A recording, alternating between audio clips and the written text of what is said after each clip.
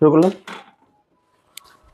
দেখো, আগের দিন সরল দোলকের গতি, সরল দোলক গতির পর্যায়ে এটা আমাদের প্রমাণ হয়ে গেছিল, আর হয়ে গেছিল হচ্ছে সরল দোলকের দোলনকাল কত হয়। মনে আছে নাকি আগের দিনের রিক্যাপ? টি ইকুয়াল টু, বলো ফর্মুলা সঞ্জি, বলো 2π√L/g। আচ্ছা, তাহলে সরল দোলকের দোলনকাল অভিকর্ষ ত্বরণ বা স্থানের উপর নির্ভর করে। তাহলে এক এক জায়গায় এক এক রকম হবে। কুচবিহারে যা দোলনকাল হবে একটা দোলকের, আমি যদি দার্জিলিং এ নিয়ে যাই, সেই দোলনকাল ওই দোলকটারই বাড়বে না কমবে? কোচবিহারে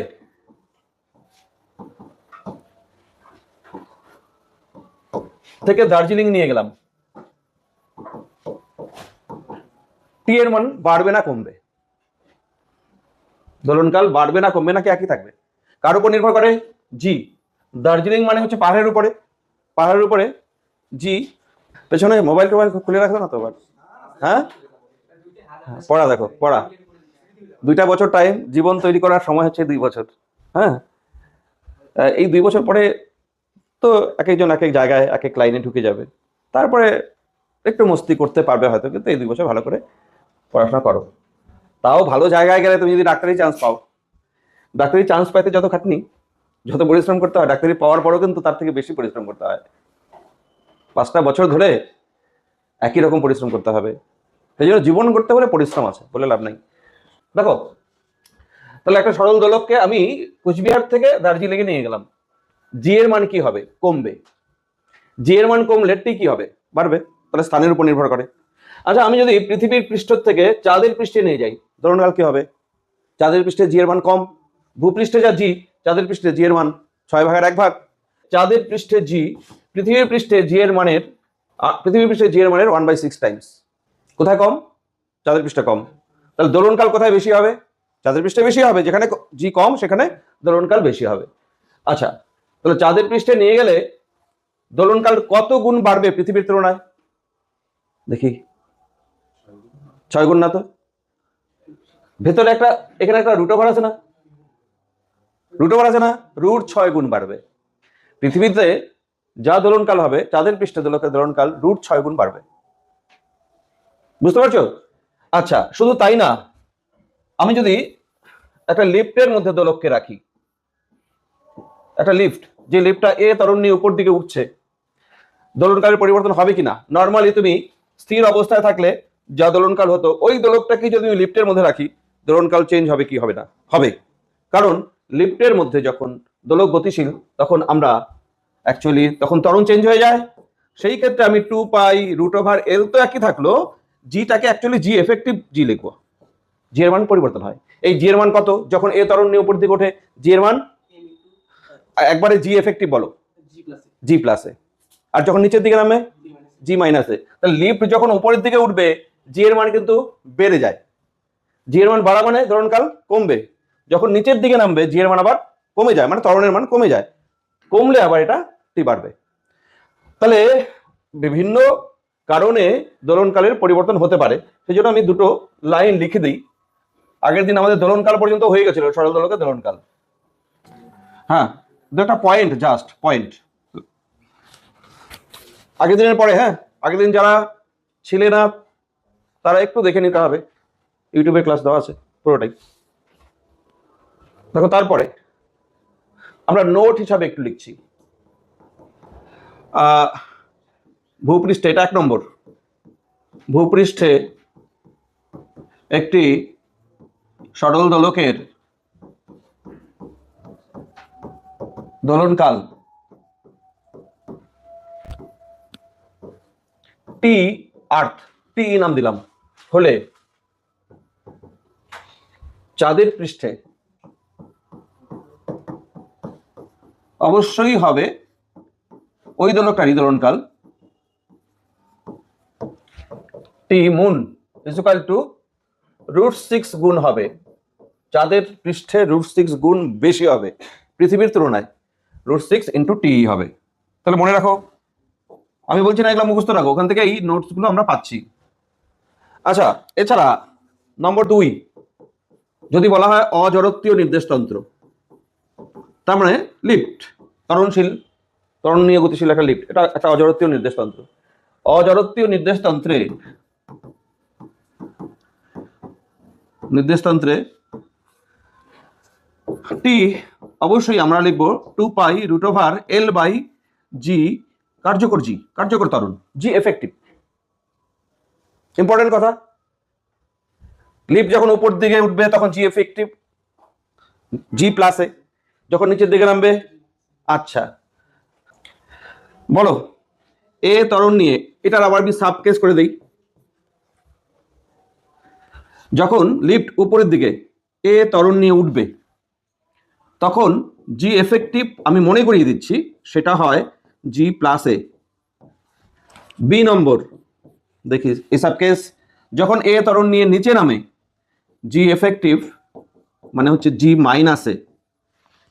আরো সাব কেস দেখো, সি নম্বর, লিফট যখন সমবেগে গতিশীল উপরে উঠুক আর নামুক, যদি সমবেগ হয়, লিফটের কথা বলা হচ্ছে কিন্তু, এগুলো কিন্তু লিফটের কথা, তখন টাইম পিরিয়ড একই থাকবে, জি এফেক্টিভ মানে তখন জি এফেক্টিভ জি এর সমান হয়, আমি ওটা লিখি, জি এফেক্টিভ ইকুয়াল টু জি এর সমান, তখন টাইম পিরিয়ডের কোনো চেঞ্জ হবে না যদি সমবেগে লিফট উঠতে থাকে। ডি নম্বর দেখো, আরেকটা অজরতীয় নির্দেশতন্ত্রের কথা বলি। ধরো অনুভূমিক ভাবে একটা গাড়ি চলছে এ ত্বরণ নিয়ে, এটা এদিকে যাচ্ছে এ ত্বরণ নিয়ে একটা গাড়ি,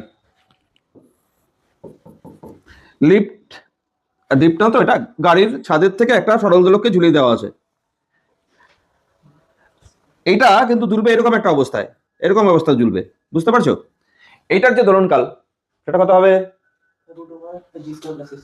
হ্যাঁ, তাহলে এখানে হবে জি এফেক্টিভ, দেখো এইদিকে জি আর এইদিকে এ, আর তাহলে লব্ধ জি যেটা √² প্লাস স্কোয়ার,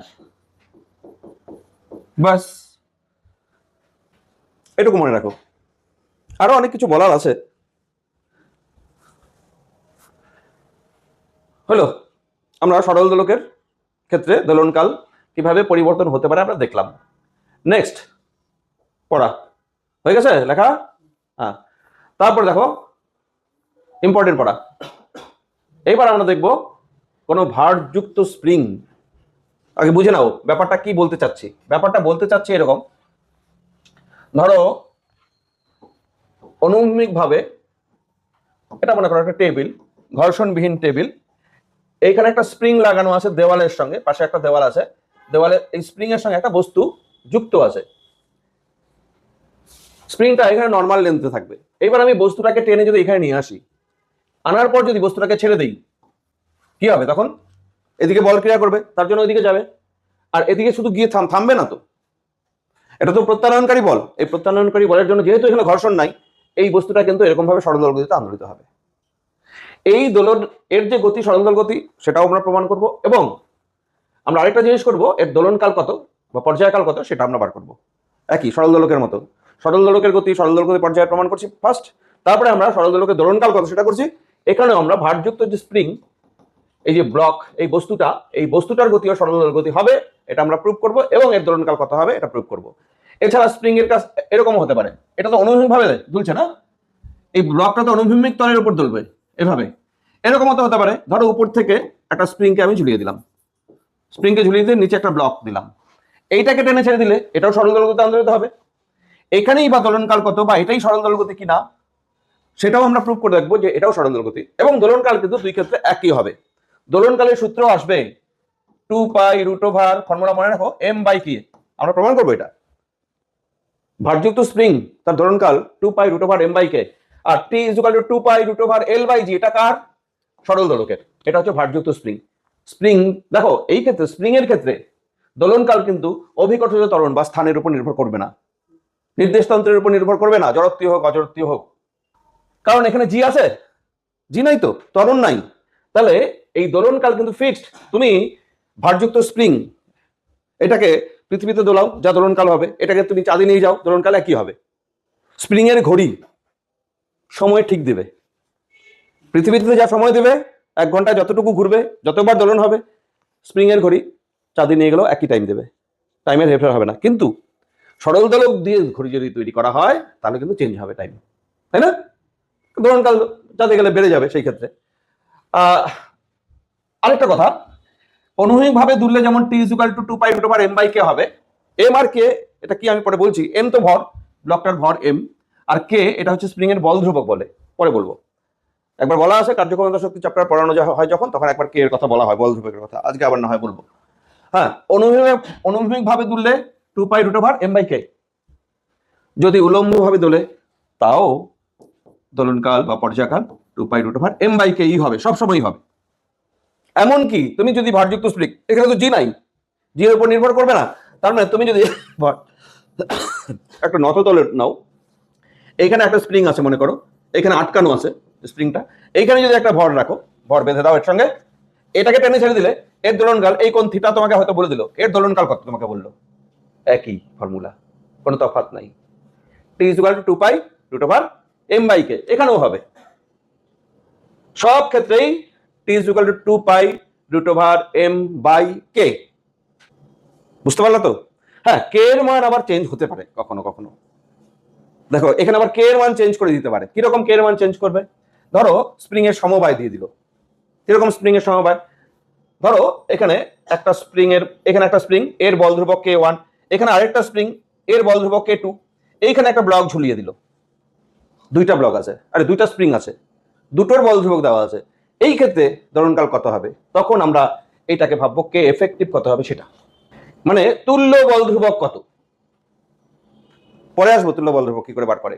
আবার এরকম হতে পারে তো, সমান্তরাল সমবায় যদি থাকে, এটা যেমন শ্রেণী সমবায়, স্প্রিং এখানে একটা, এখানে একটা, এইখানে একটা বস্তু ঝুলিয়ে দেওয়া হলো, এটাকে যুক্ত করে এখানে একটা বস্তু ঝুলিয়ে দেওয়া হলো, এম ভরের বস্তু, এর বল ধ্রুবক k1, এর বল ধ্রুবক k2, তাহলে এর দোলনকাল কত?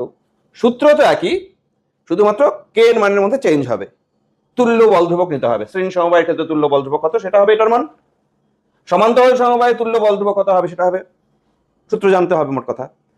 তাহলে এমনি ভারযুক্ত স্প্রিং এর ক্ষেত্রে দোলনকাল 2π√m/k, এটা বটে।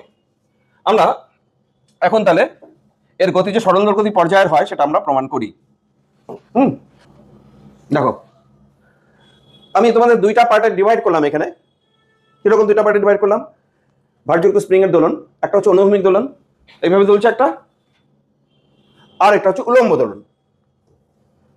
দুটোর ক্ষেত্রে দোলনকাল কি আলাদা হবে? আলাদা হবে না, একই হবে।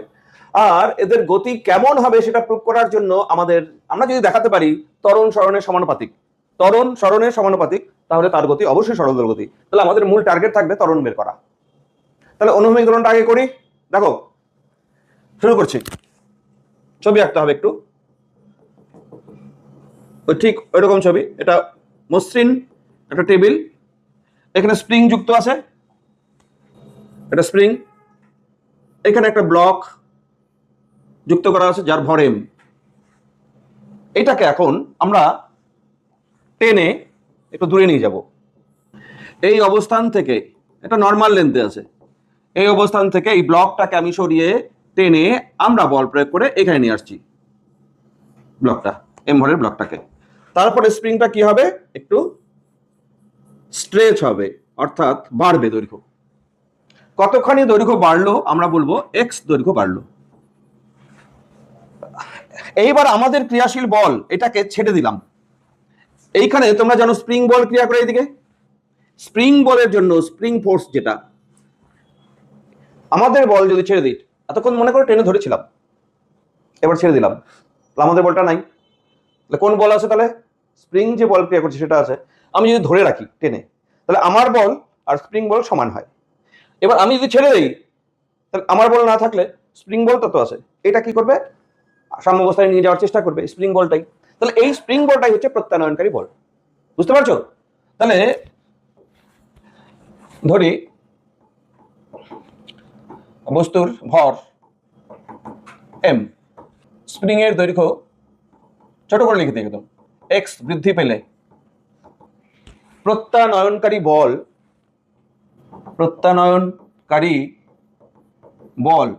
মানে এফ, এটা অ্যাকচুয়ালি স্প্রিং ফোর্সই, এখানে স্প্রিং লিখে দিই। আর স্প্রিং ফোর্স মানে আমরা জানি কে ইন্টু এক্স, যেখানে কে মানে এখানে বল ধ্রুবক, স্প্রিং এর বল ধ্রুবক পরে আসছে, আবার বল ধ্রুবক তোমরা ভুলে গেছো বল ধ্রুবক। তাহলে বল হয়ে গেল আমাদের, ত্বরণ বার করব। সুতরাং বস্তুটির ত্বরণ মানে ব্লকটির ত্বরণ, ত্বরণ নিশ্চয়ই হবে a equal to F by M. F মানে হচ্ছে minus K X by M. দেখো ত্বরণ is equal to minus K X by M এলো। এই তো আমরা দেখতে পাচ্ছি ত্বরণ সরণের সমানুপাতিক এবং বিপরীতমুখী। সুতরাং আমরা বলতে পারি ভারযুক্ত স্প্রিং এর গতি সরলদল গতি। তাহলে সুতরাং এ ভ্যারিস মাইনাস এক্স, আর এটাই তো সরলদল গতির শর্ত। এবার আমরা পেজ দিচ্ছি। হ্যাঁ জানি, বস্তুটির ত্বরণ মানে এই ব্লকটির ত্বরণ a is equal to F by M, তাহলে minus K X by M, তাহলে এ সমানুপাতিক মাইনাস এক্স, আর এটাই আমরা জানি সরলদল গতির শর্ত। সুতরাং যেহেতু ত্বরণ সরণ সমানুপাতিক এবং বিপরীতমুখী হলো, সুতরাং বস্তুটির গতি কেমন? সরলদল গতি পর্যায়ের, এস এইচ এম, বস্তুর গতি সরলদল গতি। হ্যাঁ, এখন দ্বিতীয় পার্টে আমরা কি করি? দোলনকাল নির্ণয় করি। তাহলে ব্লকটার গতি সরলদল গতি আমাদের প্রুভ হয়ে গেল। এবার হয়ে গেছে তো, এখন উপরে দোলনকাল নির্ণয়। দেখো দোলনকাল নির্ণয় করবো এবার। আচ্ছা, দোলনকাল নির্ণয় করতে ঠিক আগের মতো করেই সরল দোলকের ক্ষেত্রে যেভাবে করা হচ্ছে এবারও আমরা সেভাবেই করব। দেখো এখানে বস্তুটির ত্বরণ কত এলো? ত্বরণ এলো হচ্ছে a equal to minus K by M into X. দেখলা তো, তাই আসছে না ত্বরণের? এই যে ত্বরণ a equal to minus K X by M, আমি সেটাই লিখলাম। আর আমাদের এটাও প্রুভ হয়ে গেল যে বস্তুর গতি সরলদল গতি। যে কোনো সরলদল গতি বিশিষ্ট কণার ত্বরণ a equal to minus omega square x. আমরা জানি সরল দোলগতি বিশিষ্ট কণার বা বস্তু লিখতে পারো ত্বরণ, এটা সর্বদাই a equal to minus omega square x. এবার এটা 1 নম্বর সমীকরণ, এটা 2 নম্বর সমীকরণ তুলনা করো, তাহলে তো ভারযুক্ত স্প্রিং এর দোলনকাল হয়ে যাবে। তাহলে 1 ও 2 তুলনা করে আমরা কি পাচ্ছি? Omega square equal to K by M পাচ্ছি। Omega square equal to K by M, ঠিক আছে তো? দেখো বাকি তো একই আছে, এখানে ত্বরণ এ এ মাইনাস সাইন দুটোর মধ্যেই আছে, এক্স দুটোর মধ্যেই আছে, ওমেগা স্কয়ার আছে এখানে, এই omega square equal to K by M দাঁড়াচ্ছে তুলনা করলে। তাহলে ওমেগা ইকুয়াল টু কত? তাহলে omega equal to square root M K by M. সুতরাং দোলনকালের ফর্মুলা কি? ওমেগা জানলে দোলনকাল আমরা বার করতেই পারি 2 পাই বাই ওমেগা। তাতে 2 pi by omega 1 by omega, আর কি 1 বাই ওমেগা মানে হচ্ছে এম যাবে উপরে, কে আসবে নিচে। প্রত্যেকটা জিনিস বোঝার চেষ্টা করো একটু। তাহলে সুতরাং T equal to 2 pi root over M by K, এটা হচ্ছে আমাদের দোলনকাল।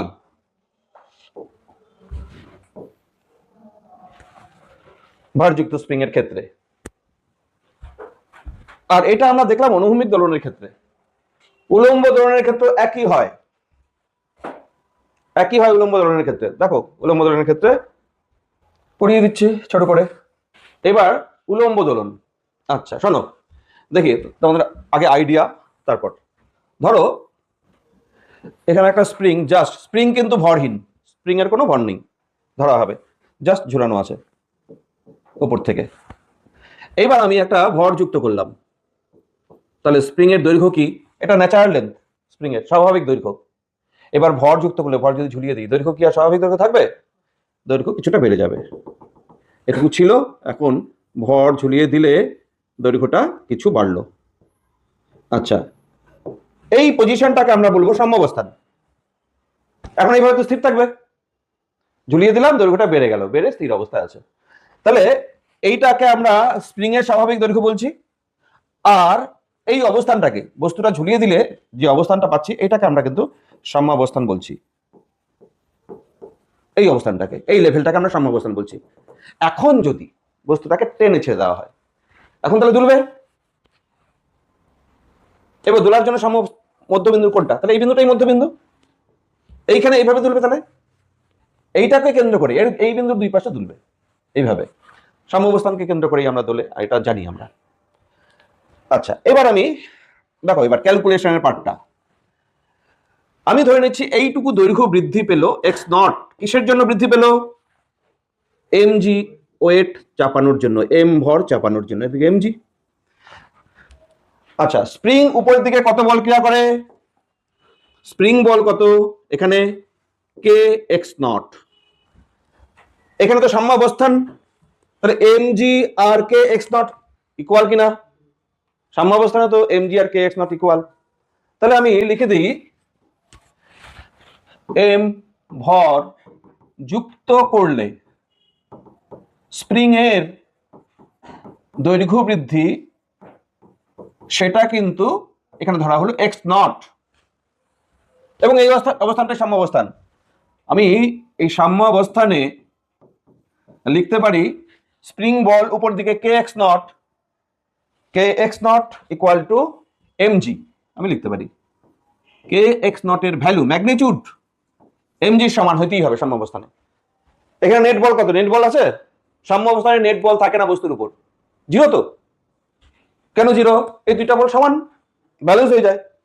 আচ্ছা, এইবার কি করছি আমরা? টেনে আরো দৈর্ঘ্য বৃদ্ধি করব, তবেই সেটা সরল দৈর্ঘ্যতে আন্দোলিত হবে। এখন এবার আরেকটু টান দিব, আরেকটা ছবি, তাহলে এখান থেকেই স্প্রিংকে আরো দৈর্ঘ্য বৃদ্ধি করা হলো, এই পর্যন্ত বস্তুটাকে নিয়ে আসা হলো। এইবার এইখান থেকে যে দৈর্ঘ্য বৃদ্ধিটা হলো সেটা হচ্ছে এক্স, ঠিক আছে? আমি টেনে এই পর্যন্ত নিয়ে আসলাম, মনে করো আমি এখনো ধরে আছি এটাকে। তাহলে এইবার এখন যে উপর দিকের মোট বল, বলো তো উপর দিকের মোট বল কত? আমি এইখানে ধরে আছি, আমি টেনে ধরে আছি, তাহলে আমি তো বল প্রয়োগ করছি, সঙ্গে আবার এমজিও আছে নিচের দিকে। উপর দিকের মোট বল হচ্ছে স্প্রিং টানছে K into X plus X not, উপর দিকের বল এটা না? উপর দিকের বল কিন্তু দৈর্ঘ্য বৃদ্ধি এখন x plus X not, spring টানবে কে ইন্টু দৈর্ঘ্য বৃদ্ধি। তাহলে উপর দিকের বল এখন এটা, এখন আমি ছেড়ে দিলাম, চিন্তা করো, একটু ভাবতে হবে কিন্তু। আমি ছেড়ে দিলাম, আমার বল থাকলো না, উপর দিকের বল এটা আছে, নিচের দিকে একটা বল আছে এখনো, সেটা কত? সেটা কি? এমজি, গুড, নিচের দিকে বল আছে। তাহলে উপর দিকে লব্ধ বলটা দাঁড়াচ্ছে, উপর দিকে দেখো K into X plus X not, আমি ছেড়ে দেওয়ার পর, আর নিচের দিকে কি? এমজি। পুরো ঘটনাটা বুঝতে পারছো? তাহলে এইবার ছেড়ে দিলে তো উপর দিকে যাচ্ছে, এখন তো লব্ধ বল শূন্য না, এটা তো সাম্যাবস্থান না, সাম্যাবস্থান পার করে নিয়ে আসছি, এবং তারপর আমি ছেড়েও দিলাম, নিচের দিকে শুধু এমজি থাকবে, উপর দিকে দুটো বল মানে K into X plus X not থাকবে, উপর দিকের বল বেশি, সেই জন্য আগের অবস্থা চলে যাবে। তাহলে লব্ধ বল কত? আমি বলতে পারি না এখন লব্ধ বল এইটা মাইনাস এইটাই প্রত্যানয়নকারী বল, এটাকে ওঠানোর চেষ্টা করবে এই বলটা। তাহলে আমি প্রত্যানয়নকারী বল কত লিখবো? এইটা মাইনাস এটা লিখবো, বুঝতে পারছো? এবং তার আগে একটা মাইনাস সাইন দিতে হবে, উপর দিকের বল সাম্যাবস্থানের দিকে যাচ্ছে। আচ্ছা, তাহলে এইবার আমি এখানে কি লিখবো? স্টেপগুলো বুঝতে পারছো? এটা ন্যাচারাল লেন্থ, নর্মাল লেন্থ, আমি জাস্ট একটা ওয়েটকে ঝুলিয়ে দিলাম, একটু নেমে গেল, নেমে যাওয়া মানে হচ্ছে নিচের দিকে বল প্রয়োগ করা হলো একটা এমজি, আর উপরের দিকে এক্স নট দৈর্ঘ্য বৃদ্ধি হলো স্প্রিং এর। স্প্রিং সবসময় বল ধ্রুবক ইন্টু দৈর্ঘ্য বৃদ্ধি এত বল ক্রিয়া করে, তাহলে বল ধ্রুবক ইন্টু দৈর্ঘ্য বৃদ্ধি, স্প্রিং এইদিকে বল ক্রিয়া করছে, তাহলে এই দুইটা বল কিন্তু সমান, কারণ এটা ঝুলে আছে অলরেডি, দোলগতি হচ্ছে না, ঝুলে আছে, মানে এটা সাম্য অবস্থান। এবার আরো টান দিব, এবার আরো টান দিলাম, আরো এক্স দৈর্ঘ্য বৃদ্ধি করলাম, কে দিল টান? আমি। তাহলে আমি এখন কি কি বল দিচ্ছি? নিচের দিকে তো এমজি একটা আছে এর, প্লাস আমি একটা আরো এক্সট্রা বল দিচ্ছি, সেই জন্য আমি নিচের দিকে নামিয়ে নিয়ে আসছি। এবার আমার বল ছেড়ে দিচ্ছি, শুধু থাকলো নিচের দিকে এমজি, আর উপরের দিকের বল কি হয়ে গেল? উপর দিকের বল কিন্তু X plus X not into K হলো, তাহলে উপর দিকের বল K into X plus X not, আর নিচের দিকের বল এমজি, এইটাই হচ্ছে এটার উপর প্রত্যানয়নকারী বল। বুঝতে পারছো? হ্যাঁ, তাহলে দেখো আরো এখানে লিখি, আরো এক্স নট দৈর্ঘ্য বৃদ্ধি হলে প্রত্যানয়নকারী বল, দেখো তো আমি ঠিক লিখছি কিনা, একটু ছোট করে লেখা হচ্ছে, প্রত্যানয়নকারী বল এফ ইকুয়াল টু উপর দিকের বল K into X plus X not, উপর দিকের বল এটা, নিচের দিকের বল এমজি। এই অবস্থানটায় এই যে এখানে যে উপর দিকের বল সেটা কে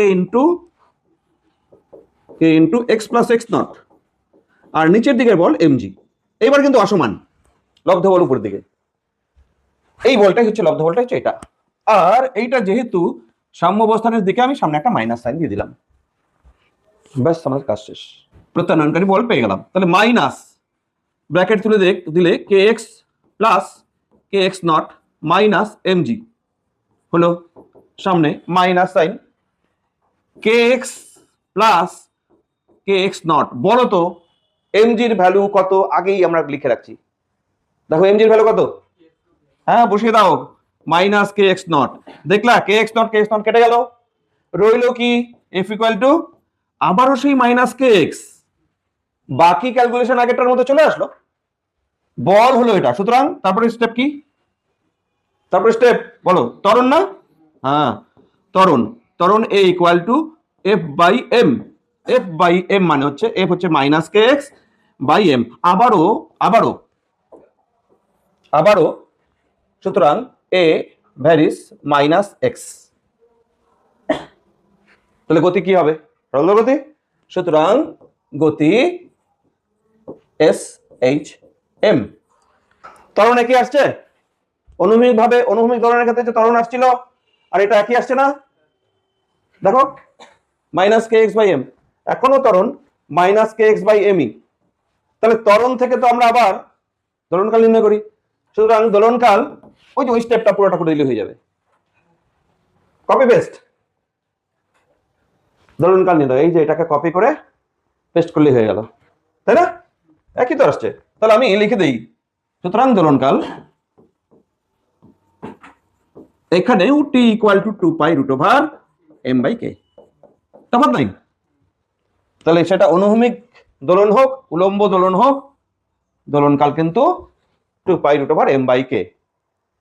আচ্ছা বুঝতে পারছো ব্যাপারটা? উলম্ব দোলনের ক্ষেত্রে একটু বোঝাটা ঝামেলা আছে। তাহলে আমরা দেখলাম ভারযুক্ত স্প্রিং এর গতি, সরল গতি। এবার দুটার কথা লিখে রাখো, সেই কথা দুটো ইম্পর্টেন্ট। ভারযুক্ত স্প্রিং এর গতি, এবার নোট দু একটা পয়েন্ট নোট। 1 নম্বর, এক্ষেত্রে মানে ভারযুক্ত স্প্রিং টি অভিকর্ষের উপর নির্ভর করে, হ্যাঁ করে, ওখানে জি আছে, অভিকর্ষের উপর মানে জি এর উপর নির্ভর করে না,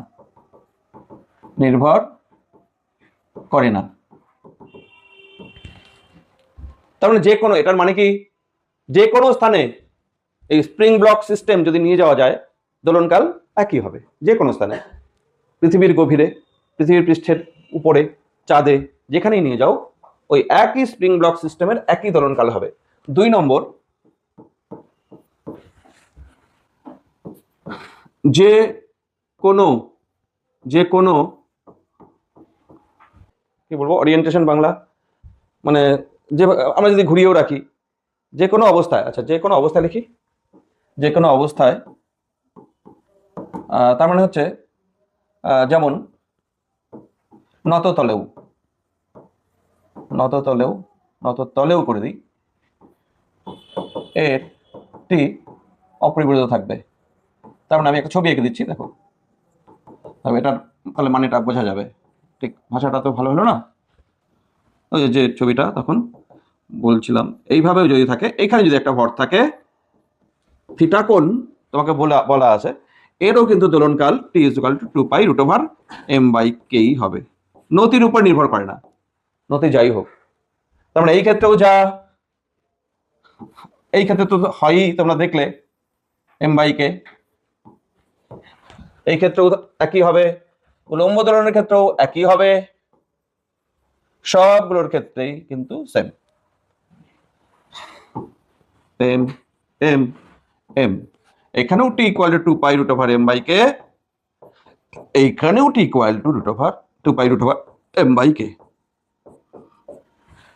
এই জিনিসটা একটা যে কোনো অবস্থায় আর কি, যে কোনো অবস্থায় যেভাবে থাকুক, মানে এটা অবস্থা বলতে তার থাকার অবস্থা আর কি, কতক্ষণ করে আছে সেই অবস্থাটা। বুঝতে পারছো? হয়ে গেল? এখন যে জিনিসটা আগের পড়া সেটা একটু মনে করিয়ে দিচ্ছি, আগের পড়ানো। স্প্রিং এর বল ধ্রুবক কি, এই যে কে কে কে এগুলো বলা হলো, এই জিনিসটা কি আসলে? স্প্রিং এর বল ধ্রুবক কে, কে দিয়ে লিখছি আমরা। কে এর মিনিং কি, ফিজিক্যাল মিনিংটা কি? আচ্ছা, দুটো স্প্রিং, বল ধ্রুবক কি মিন করে? একটা স্প্রিং কত শক্ত সেটাকে মিন করে। ধরো দুটো স্প্রিং নিলাম, একটা হালকা, সহজেই এর দৈর্ঘ্য বৃদ্ধি করা যায়, আর একটা বেশ শক্ত, দৈর্ঘ্য বৃদ্ধি করার জন্য অনেক বেশি বল লাগে। তাহলে বল ধ্রুবক হচ্ছে যে ক্ষেত্রে বল বেশি লাগে তার বল ধ্রুবক বেশি। তাহলে যত শক্ত স্প্রিং তার বল ধ্রুবক বেশি। কতটা শক্ত মানে হার্ডনেস বা সফটনেস এটা দৈর্ঘ্য বৃদ্ধি করতে প্রয়োজন হয়, কতটা হার্ডনেসের প্রয়োজন বা কতটা সফটনেসের প্রয়োজন, সেটাই হচ্ছে অ্যাকচুয়ালি বল ধ্রুবক। ঠিক আছে? বল ধ্রুবকের দেখো যে কোনো স্প্রিং এর ক্ষেত্রে আমি যদি দৈর্ঘ্য বৃদ্ধি করি, এটা তো জানো হুকের সূত্র যেটাকে বলা হয়, আমি যদি বল প্রয়োগ করে দৈর্ঘ্য বৃদ্ধি করি, প্রযুক্ত বলের সঙ্গে দৈর্ঘ্য বৃদ্ধি সমানুপাতিক বলা যায়। আমি কিন্তু এখানে প্রযুক্ত বল নিয়েছি, যদি স্প্রিং বল নিতাম একই কথা, স্প্রিং বলের ক্ষেত্রে মাইনাস, যদি তুমি স্প্রিং বল নাও এখানে অনেকে আবার ভুল ধরে বসবে, স্প্রিং বলের ক্ষেত্রে মাইনাস এক্স হবে। কেন? বুঝতে পারছো? স্প্রিং বল তো এইদিকে ক্রিয়া করবে, স্প্রিং ফোর্স যেটা সেটা এইদিকে, তার সঙ্গে এক্স দৈর্ঘ্য বৃদ্ধি যদি এদিকে হয় তাহলে উল্টো দিক, সেই ক্ষেত্রে মাইনাস। আমি প্রযুক্ত বল নিচ্ছি, এটা কোনো অসুবিধা নেই, ভ্যালু এক, দৈর্ঘ্য বৃদ্ধি করছি, আমি যা বল প্রয়োগ করছি স্প্রিং বলও একই।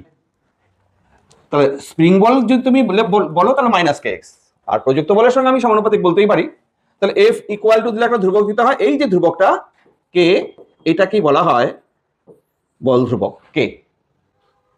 বলো তো সংজ্ঞা এখান থেকে, বল ধ্রুবকের সংজ্ঞা যদি কখনো চায়। হ্যাঁ, বল ধ্রুবক একটা স্প্রিং এর হার্ডনেস প্রকাশ করে, নমনীয়তা বা কতটা শক্ত সেটা প্রকাশ করে বল ধ্রুবক। কিন্তু পরিমাণমূলক একটা সংজ্ঞা যদি চায়, বল ধ্রুবক কাকে বলে? হ্যাঁ, একক দৈর্ঘ্য বৃদ্ধি করতে এক্স এর ভ্যালু এক বসাও, তাহলে এক কে ইকুয়াল টু কি হবে? এফ। তাহলে একক দৈর্ঘ্য বৃদ্ধি করতে স্প্রিং এর যত বল প্রয়োগ করতে হয় তাকে বলা হয় বল ধ্রুবক। তা যে স্প্রিং এর ক্ষেত্রে বেশি বল প্রয়োগ করতে হবে তার বল ধ্রুবক তাহলে বেশি হবে, তাই না? আচ্ছা, বল ধ্রুবকের একক কি, কে এর একক? তাকাও তাকাও, ফর্মুলা দেখো। হ্যাঁ, নিউটন পার মিটার, বল ধ্রুবকের একক এটা। হ্যাঁ, তুমি কিন্তু স্প্রিং বল দিয়েও লিখতে পারতো, কোনো অসুবিধা নেই। তাহলে বল ধ্রুবক হচ্ছে, তুমি যদি স্প্রিং বল লিখতে, স্প্রিং বল এই দিকে, সেটা হচ্ছে মাইনাস কে এক্স, উল্টো দিক। আচ্ছা, এইবার ইম্পর্টেন্ট কথা শোনো, বল ধ্রুবক আর দৈর্ঘ্যের সঙ্গে সম্পর্ক। আমি একটু হেডিং লিখি, বল ধ্রুবক ও স্প্রিং এর দৈর্ঘ্যের সম্পর্ক। তোমরা একটু একটু ভাবো তো, আমাকে অ্যান্সার করো, আমি প্রশ্ন জিজ্ঞেস করছি। হেডিং দাও আগে, বল ধ্রুবক ও দৈর্ঘ্য, স্প্রিং এর দৈর্ঘ্য, ফিজিক্যাল মিনিংটাই তো আসল। একটা বড় স্প্রিং, এইটাকে টেনে দৈর্ঘ্য বৃদ্ধি করতে যেরকম বল লাগবে, আমি স্প্রিংটাকে যদি টুকরা করে দিই, ছোট করে দিই, তো এই ছোট টুকরাটার বল ধ্রুবক বেশি হবে না কম হবে? তোমাদের আইডিয়া কি বলে? একটা বড় স্প্রিং, ওইটা টানতে যত তোমার বলের প্রয়োজন, ওইটাকে যদি ছোট করো, ছোট টুকরাকে টানতে বেশি বলের প্রয়োজন হবে না কম বলের প্রয়োজন হবে?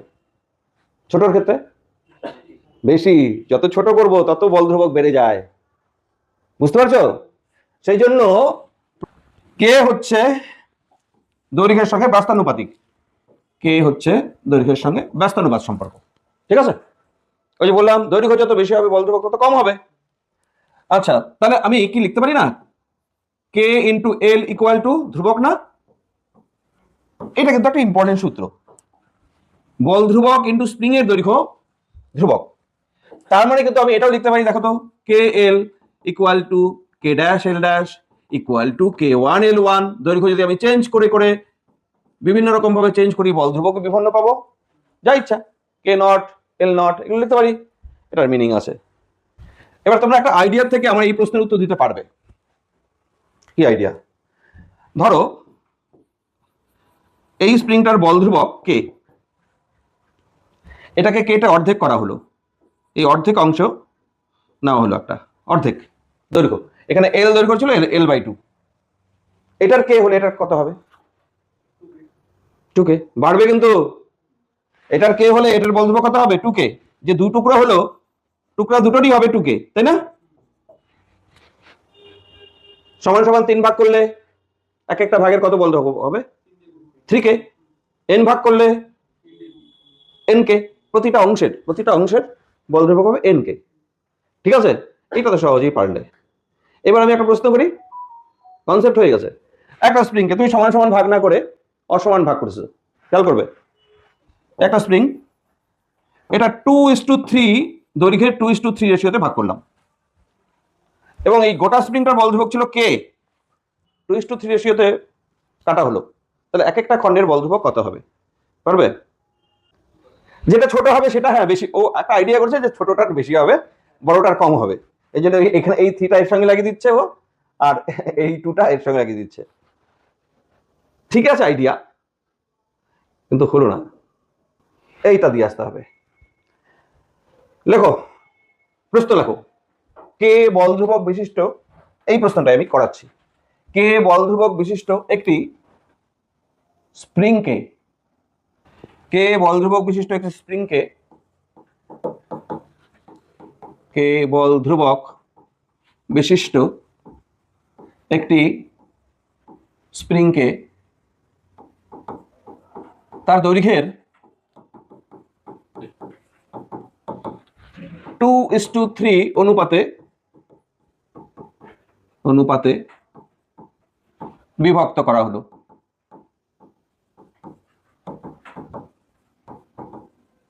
প্রতি খণ্ডের বল ধ্রুবক কত?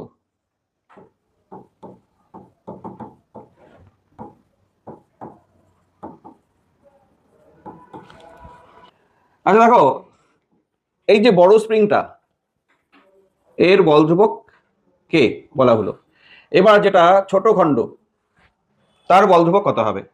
তুমি একটা কাজ করতে পারো, ছোট খণ্ডের দৈর্ঘ্য তুমি ধরে নাও 2l, তাহলে বড় খণ্ডটার দৈর্ঘ্য কত 3l না? বলো তো এটার দৈর্ঘ্য কত 5l, বুঝতেছো? এটা অ্যান্সার, সলিউশনটা লিখে দিই একটু। এটা দৈর্ঘ্য 2l, এটা দৈর্ঘ্য 3l, এটার বল ধ্রুবক k1, এটার বল ধ্রুবক k2, 3lটার আগের ফর্মুলা লাগাও, kl is equal to k dash l dash, দেখো kl equal to k1 l1, তাহলে k তো k আর l এখানে 5l এখানে এই বড়টার, যার k তার দৈর্ঘ্য 5l, আর k1 এটার, আর এর দৈর্ঘ্য কত 2l, এটা k1 এটা, এবার k1 দেখো l ক্যান্সেল হয়ে গেল, k1 কত হলো 5k/2, দেখছো 5k/2। ঠিক similarly kl equal to k2l2 করবা, এখানে l বলতে কিন্তু 5l, k5l এটা আসলে, k2 আর l2 হচ্ছে 2l না 3l, তাহলে k2 ইজ ইকুয়াল টু কি 5k/3, দেখলে? প্রতিটি অংশের বল ধ্রুবক। এবার তোমাদের একটা শর্টকাট বলি একটা মনে রাখার জন্য, যদি মনে রাখতে পারো। দেখো যত অনুপাতে ডিভাইড করছে 2:3, এখানে অনুপাতগুলি যোগফল আছে না উপরে, এখানে তো উপরে অনুপাতগুলি যোগফল আছে, উপরে যোগফলটা আর নিচে নিজস্ব অনুপাত, এখানে 2 আছে, প্রথমটার অনুপাত 2 আর এটার দ্বিতীয়টির অনুপাত, বুঝতে পারছো? তাহলে এখনই তুমি বলতে পারবে, বলো কে বল ধ্রুবক বিশিষ্ট একটা স্প্রিংকে 3:4 রেশিওতে ডিভাইড করা হলো, কাটা হলো। প্রথমটার বল ধ্রুবক 7/3k, আর পরেরটা তাহলে 7/4। আচ্ছা এমসিকিউ থাকলে তো এইভাবেই করবে, আর যদি করে দেখাতে হয় তাহলে এটার থেকেই করতে হবে, এটা ফর্মুলা, এই যে kl ধ্রুবক, এটা থেকেই দেখাতে হবে। আচ্ছা গেল, এখন আমরা ভারযুক্ত স্প্রিং এর দোলনকাল পড়তে গিয়ে বল ধ্রুবক আসছে, সেই ক্ষেত্রে যদি আমাদের ডিফারেন্ট টাইপের প্রশ্ন থাকে যে এটা দোলনকাল কত, দেখো তোমরা তো জানো ভারযুক্ত স্প্রিং এর দোলনকালের সূত্র 2π√m/k, এটা তো জানো। কিন্তু এটার বল ধ্রুবক K1, এটার বল ধ্রুবক K2। এইবার দোলনকাল কত, এটাকে টেনে ছেড়ে দেওয়া হলো, উপর নিচে ওঠানামা করবে, দুইটা স্প্রিং লাগানো আছে, এখানে স্প্রিং এর সমবায় আছে, আমরা বলবো এটাকে শ্রেণী সমবায় আছে। শ্রেণী সমবায়ের তুল্য বল ধ্রুবক কত হবে সেটা আগে ভাবতে হবে। আচ্ছা, তাহলে সমবায় দুই রকম, একটা শ্রেণী সমবায়, একটা সমান্তরাল সমবায়। হ্যাঁ, মিশ্র সমবায় হতেই পারে, শ্রেণী সমবায় সমান্তরাল সমবায় জানলেই মিশ্র সমবায় করা যায়। দেখো শ্রেণী সমবায়, আমি কিন্তু এগুলো ডিরাইভ করবো না, ফর্মুলা মনে রাখো।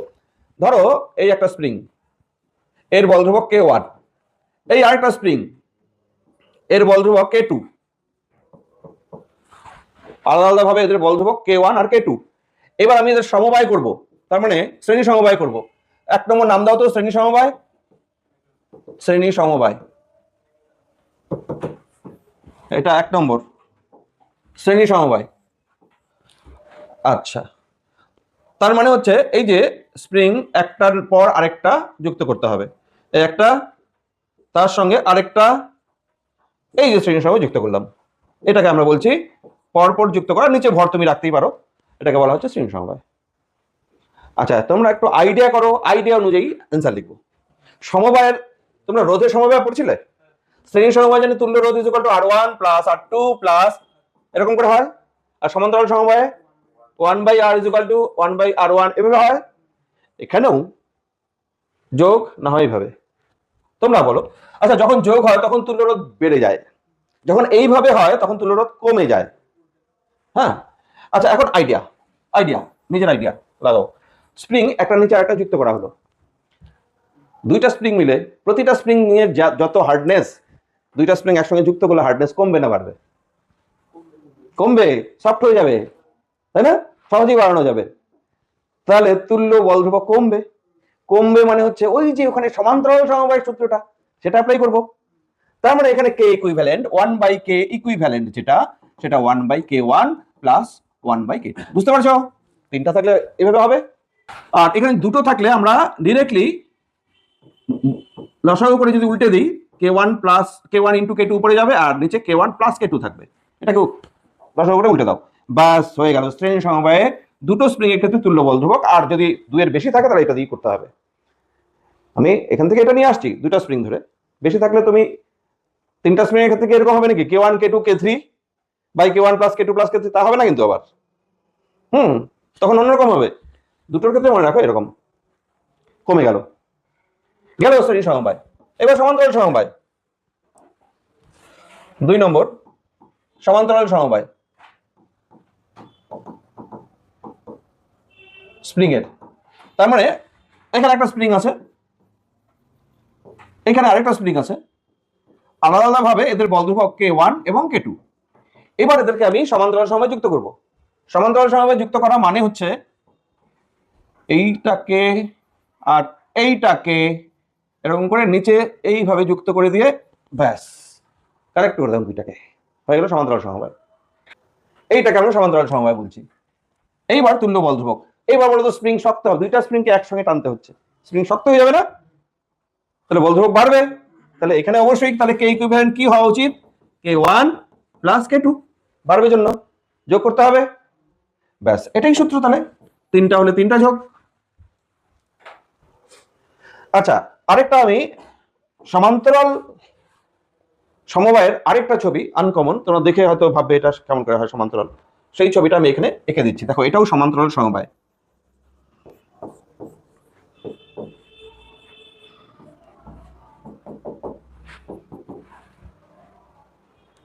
এখানে দুটি, এটা কিন্তু সমান্তরাল সমবায়, এটাও সমান্তরাল সমবায়, শ্রেণী না কিন্তু।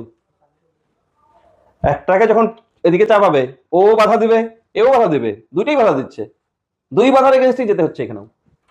অর্থাৎ ভর যদি দুই স্প্রিং এর মাঝে থাকে তাহলে সমান্তরাল সমবায়, আর ভর যদি দুটো স্প্রিং এর এন্ডে থাকে সেটা শ্রেণী সমবায়। এই দেখো দুটো স্প্রিং এর এন্ডে, ভর এন্ডে না, তাহলে এই দুই স্প্রিং তাহলে শ্রেণী। এইখানে দেখো এটার ক্ষেত্রে ভর এখানে, দুই স্প্রিং এর মাঝে হইল, বুঝতে পারছো? এটাও তো দুই স্প্রিং এর মাঝে, সেজন্য এইটাও কিন্তু ভুল হয়ে যায়, যেটা এটাও কিন্তু সমান্তরাল সমবায়। বুঝতে পারছো? যদি বলে এই সিস্টেমটার কি বলে দোলনকাল কত, two pi root over M by K. K মানে হচ্ছে কে ইকুইভ্যালেন্ট, সমবায় থাকলে ইকুইভ্যালেন্ট দিয়ে করবো, বুঝতে পারছো? ব্যাস, শ্রেণী সমবায়ে বল ধ্রুবক কমে যায়, সমান্তরাল সমবায়ে বৃদ্ধি পায়। এটা আগের দিন হয়ে গেছিল না, এটা আজকে করালাম, ঠিক আছে। ব্যাস, এখন কয়েকটা অঙ্ক করব। দেখো, অঙ্ক করার জন্য তোমরা একটু ফর্মুলাগুলো মনে করাই। সরল দোলকের ক্ষেত্রে 1 নম্বর বল equal to minus K X, ঠিক আছে না? 2 নম্বর ত্বরণ equal to minus omega square X, ঠিক আছে না? 3 নম্বর যদি প্রয়োজন হয় D two X by DT square অবকল সমীকরণ equal to minus omega square, এই ত্বরণ মানে এটা লেখা যায়। 4 নম্বর গতিবেগের সূত্র V equal to omega root over A square minus X square. সর্বোচ্চ গতিবেগ ভি ম্যাক্স কত? ওমেগা ইন্টু এ, মনে আছে? কোথায় সর্বোচ্চ গতিবেগ? সাম্যাবস্থানে। 5 নম্বর ত্বরণ সর্বোচ্চ কত হয়? ত্বরণের ফর্মুলা তো এখানে লিখছি, ত্বরণ ম্যাক্সিমাম ওমেগা স্কোয়ারে। সরল দোলকের দোলনকাল 2 pi root over L by G. ভারযুক্ত স্প্রিং এর দোলনকাল 2 pi root over M by K. কখনো কখনো কে ইকুইভ্যালেন্ট নিতে হতে পারে, কে কখনো কখনো জি এফেক্টিভ নিতে হতে পারে। অঙ্ক দেখে বুঝতে হবে। মেইনলি তো এই কটা ফর্মুলার উপরই তোমাদের অঙ্ক থাকতে পারে, খুব বেশি না। এবার দেখো তো, এইখানে একটা অঙ্ক দেখতে পাচ্ছি, একটি কণা সরল দৈর্ঘ্যতে চলছে, তার গতি সমীকরণ দেওয়া আছে এরকম। কারোর সঙ্গে তুলনা করে কিছু করতে পারবে? কোনটা কোনটা কোনটা? এটা 3 নম্বর অবকল সমীকরণ, যেটা এটা। তাহলে কিন্তু এই আকারে নাই, কিন্তু দেখো এই আকারে ডাইরেক্টলি নেই, আছে কি এই আকারে? তাহলে একটু কনভার্ট করে নিতে হবে। হ্যাঁ, 16 দিয়ে ভাগ করে দাও। হ্যাঁ, তাহলে লিখি 16 ডি টু এক্স, আগে প্রশ্নটা লিখি, বাই ডিটি স্কোয়ার আছে তোমাদের নোটের মধ্যে আছে। নোট কে পায় নাই? তুমি নোট পাও না এখনো? সরল দোলগতি আর আর কেটে জি দুইটা দেওয়া হয়েছিল। হ্যাঁ, আচ্ছা, নিয়ে যাও, পড়া আছে। 16 D two X by DT square, কারণ নোট ছাড়া তুমি অঙ্কগুলো করতে পারবে না, ওখানে দেওয়া আছে সব। তো 1 নম্বর নোটের প্লাস 25x ইকুয়াল টু 0। এইটাই কিন্তু plus omega square X equal to 0 হিসাবেও তো লেখা যায়। 16 দিয়ে ডিভাইড করো, D two X by DT square plus 25 by 16 X equal to 0, ঠিক আছে না? এবার আমরা জানি স্কুলের পরীক্ষা তো আমরা জানি এগুলো তো লিখতে হয়। আমরা জানি D two X by DT square plus omega square X equal to 0 অবকল সমীকরণ সরল দৈর্ঘ্যের। তুলনা করে স্কুলের পরীক্ষায় এগুলো সব লিখতে হবে, তুলনা করে এই দুটো। ওমেগা স্কোয়ার কি পাচ্ছি? 25 বাই 16। দেখো পর্যায়কাল নির্ণয় করতে হবে, ওমেগা পাওয়া মানেই পর্যায়কাল বের করে দেওয়া। ওমেগা তাহলে কত? 5 বাই 4 বর্গমূল, সুতরাং এত রেডিয়ান পার সেকেন্ড। সুতরাং T equal to 2 pi by omega. 2 pi by omega, by omega মানে হচ্ছে 4 বাই 5। 2 পাই উপরে গেল 4, নিচে 5, তার মানে 8 পাই বাই 5 সেকেন্ড। এটা হচ্ছে অ্যান্সার, হয়ে গেল পর্যায়কাল।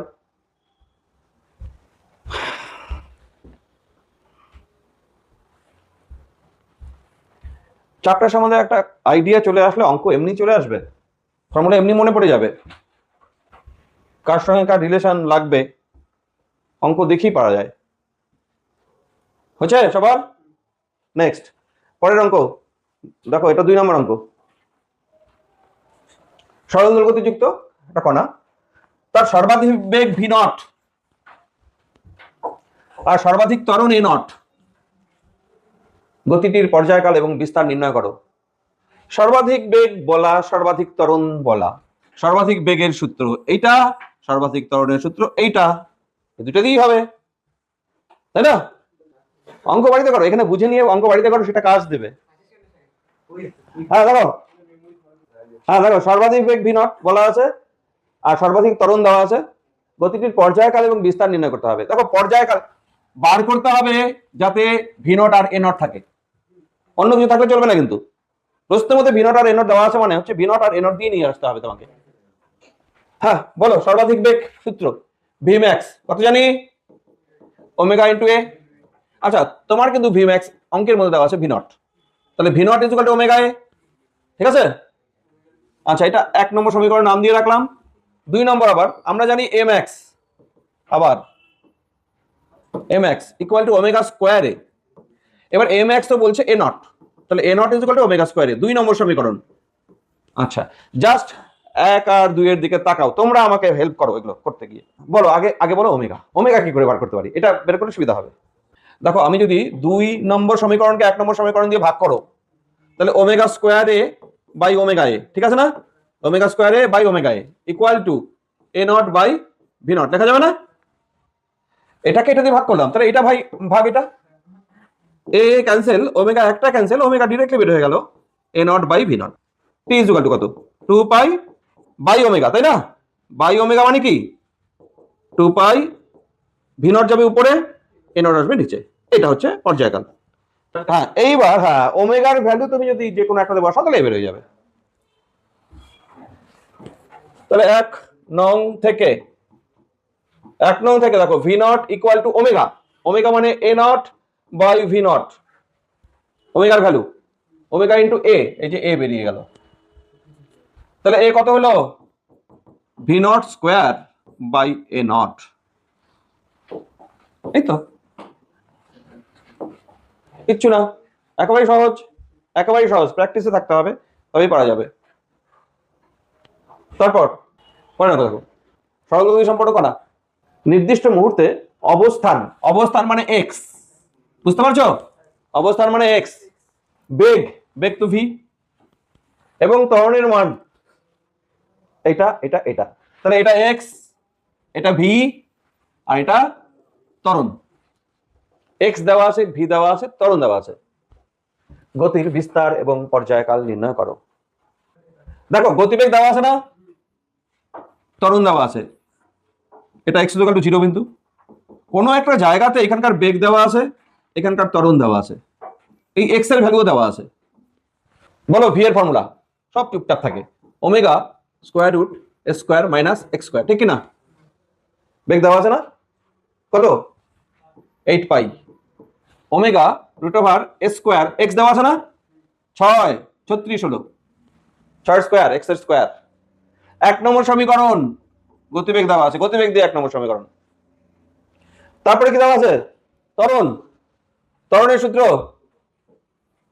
বলো, ত্বরণ এ equal to omega square into X, অঙ্ক করার সময় মাইনাস নেওয়া দরকার নাই।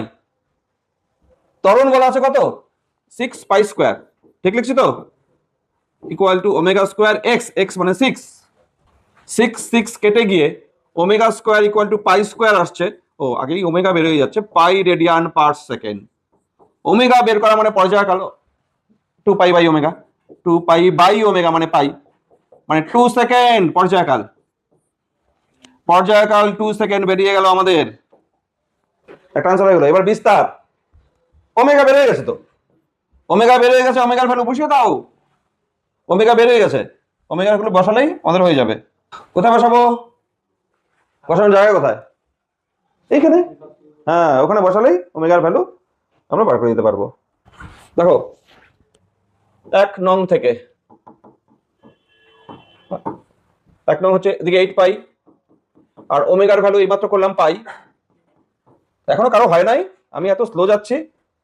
হ্যাঁ কত, স্কোয়ার মাইনাস 36, পাই পাই ক্যান্সেল, এদিকে 8 স্কোয়ার করলে 64, আর এদিকে এ স্কোয়ার মাইনাস 36, তাহলে A square is equal to 64 plus 36, তার মানে এ স্কোয়ার ইকুয়াল টু 100, হ্যাঁ ঠিক, ইকুয়াল টু 10 সেন্টিমিটার না মিটার, সেন্টিমিটার, হয়ে গেল।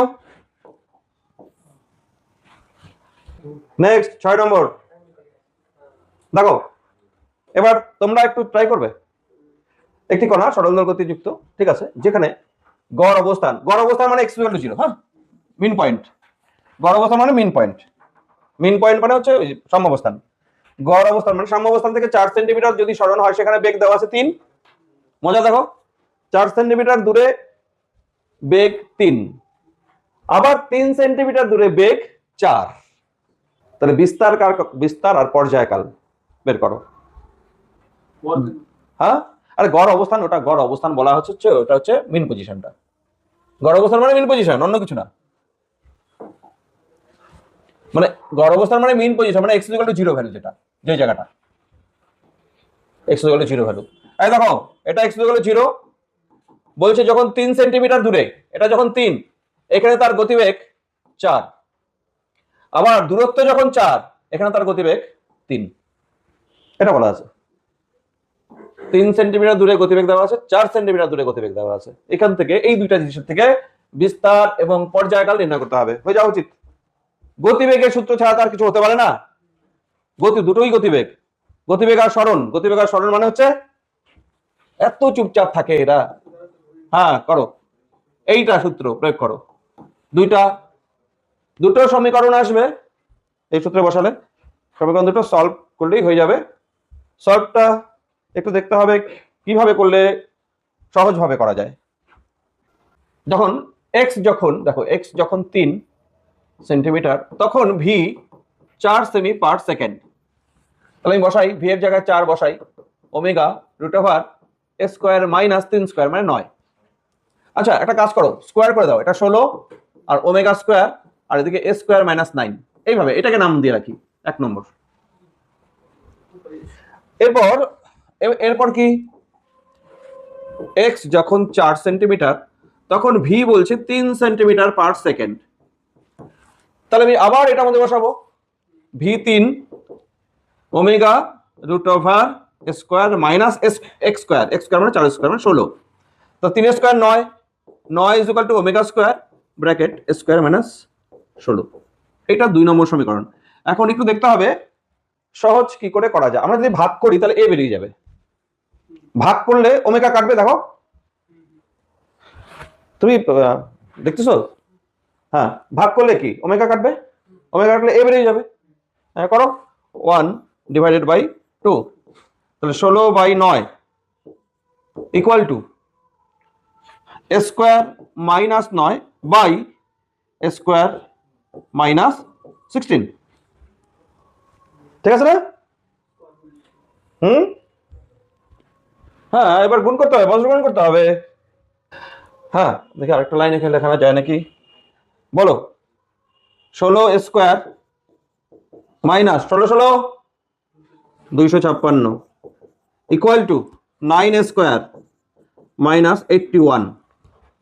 16 - 9 কত হয়? 16 - 9 7, 7 স্কোয়ার = 256 - 81, 5 8 7 15। 256 - 81 175। তাহলে স্কোয়ার = 175/7 কত দিয়ে 25 আসবে না? 25। তাহলে a = 5 মিটার না সেন্টিমিটার? সেন্টিমিটার। একটা অ্যান্সার হয়ে গেল। এইবার বার করতে হবে ওমেগা মানে পর্যায়কাল। দেখি এখানে বসাও, যে কোনো 1 নম্বর নাও, যে কোনোটা নাও। 1 নং থেকে 16 = ওমেগা স্কোয়ার a² - 9, a² মানে 5² মানে 25 - 9, 25 - 9 মানে 16। তাহলে দাঁড়াচ্ছে বাঁদিকে 16, ডান দিকে 16 ওমেগা স্কোয়ার। তাহলে ওমেগা স্কোয়ার = 1, তাহলে ওমেগা = 1 রেডিয়ান পার সেকেন্ড। সুতরাং পর্যায়কাল 2t = 2π/ওমেগা। ওমেগা তো 1, 2π/1 মানে 2π, এত সেকেন্ড। আনসার কঠিন ছিল তাহলে কেন? আচ্ছা এই একটা সমীকরণ দেওয়া আছে, ত্বরণ। দেখো ত্বরণ = 100 - 50x। ঘটনা হচ্ছে এটার গতি সরল দৈর্ঘ্য কিনা, সরল দৈর্ঘ্য কিনা কি করে বুঝবে? আমরা জানি a ভ্যারিজ মাইনাস এক্স, ত্বরণ যদি মাইনাস এক্স এর সঙ্গে সমানুপাতিক হয় তাহলে সরল গতি, মাইনাস এক্স এর সঙ্গে তো সমানুপাতিক আছেই। হ্যাঁ, তুমি বলতে পারো যে এখানে 100 যে একটা প্লাস আছে আবার, তাতে কি আছে? দেখো এটাকে আমি এরকম ভাবে লিখি, 100 মাইনাস 50x এরকম আছে তো, আমি মাইনাস 50টা আগে লিখলাম 50x আর 100টা পরে লিখলাম। আচ্ছা, এইবার আমি করলাম কি, মাইনাস 50 কমন নিলাম, মাইনাস 50 কমন নিলে x মাইনাস 2 আসবে, তাই না? এই সমীকরণটা তাকাও, এটা ত্বরণের সমীকরণ কি না?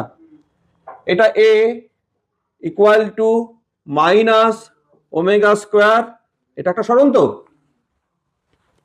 ক্যাপিটাল এক্স নাম দিলাম কাকে, এক্স মাইনাস 2। আচ্ছা, তোমরা তো সমীকরণকে দেখে আসছো a equal to minus omega square x, এটা দেখে আসছো তোমরা সমীকরণ। এখন আবার এইরকম, তফাৎটা কোথায়? তফাৎ হচ্ছে যখন a equal to minus omega square x, এই ক্ষেত্রে সাম্যাবস্থান কোথায়? x ইকুয়াল টু 0 তে। ত্বরণ যখন 0, x এর মানও 0, মানে x এর মান 0 তে ত্বরণ 0, তার মানে সাম্যাবস্থানটা কোথায়? x ইকুয়াল টু 0 তে। এবার এইখানেও সরল গতি, বাট ত্বরণ 0 কোথায়? হ্যাঁ, 2 তে ত্বরণ 0, তো সাম্যাবস্থানটা আলাদা, 0 পয়েন্টে না, 2 পয়েন্টে। তার মানে ব্যাপারটা হচ্ছে এরকম, ধরো এটা x ইকুয়াল টু 0 বিন্দু, এটা x ইকুয়াল টু 2 বিন্দু, সাম্যাবস্থান কোথায় এখন? 2 এ। এটার ক্ষেত্রে সাম্যাবস্থান কোথায়? 0 তে, মানে বস্তু এইভাবে দুলছে 0 তে, মানে। আর x ইকুয়াল টু 2 তে সাম্যাবস্থান, মানে বস্তু তাহলে এইভাবে দুলছে, 2 কে কেন্দ্র করে দুলছে। তফাৎটা বুঝতে পারছো? তাহলে এটাও সরল দোল গতি, বস্তুর গতি সরল দোল গতি, হ্যাঁ গতি সরল দোল গতি বটেই, সাম্যাবস্থানটা আলাদা। সাম্যাবস্থানের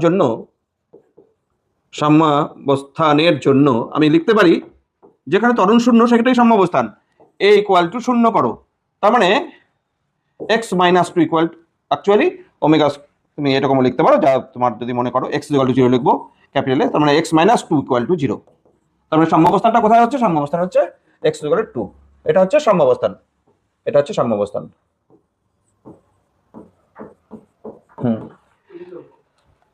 আরেকটা জিনিস, গতি বর্ণনা করা বলছে তো, সরল গতি যদি হয়েই থাকে তাহলে পর্যায়কালটা কত, ওটা লাগবে, নাহলে গতি বর্ণনা টোটালি হয় না। দেখো তুমি পর্যায়কাল কত, এটাই তো ওমেগা স্কোয়ার, পর্যায়কালের জন্য ওমেগা স্কোয়ার ইকুয়াল টু কত? 50, তাহলে omega equal to square root of 50, মানে 5√2 না, রেডিয়ান পার সেকেন্ড, ওমেগা হয়ে গেল। এবার টি, টি কত? T equal to 2 pi by omega, 2 pi by omega মানে হচ্ছে 5√2, এটা অ্যান্সার। তুমি এটাকে √2 ইন্টু পাই বাই 5 এত সেকেন্ড লিখতে পারো। গতি বর্ণনা করো বলতে এর গতিটা সরল দোল গতি কিনা এটা দেখাও, এবং এর পর্যায়কাল কত। হ্যাঁ, সরল দোল গতি বটেই, কারণ a ভ্যারিজ এখানে মাইনাস এক্স আছে, হ্যাঁ এক্স এর জায়গাটা আলাদা। ডিফারেন্ট টাইপের অঙ্ক হয়, প্রচুর অঙ্ক হয়, দেখবে অনেক অঙ্ক দেওয়া আছে, এগুলো করার চেষ্টা করো বাড়িতে, যেটা পারবে না আমাকে জানাও। তোমরা তো সবই পারো, সব তো পারো, কারণ আমাকে তো কোনোদিন জানাও না, তার মানে আমি ধরে নিতে পারি সবই পারো, আটকায় না কোনোটাই, তাই না? কোনোটাই আটকায় না, কারণ আমি কারো কাছে আমি পাই না স্যার এই অঙ্কটা পারি নাই এটা বলতে, হঠাৎ রেয়ার কোনো ক্ষেত্রে পারা দেখা যায়, 2-1 দেখায়, তাও। বাড়িতে পড়াশোনা করো, পড়াশোনা করো। ঠিক আছে, তাহলে শেষ হবে আজকে এখানে নাকি আরেকটু হবে? ঠিক আছে, থাক।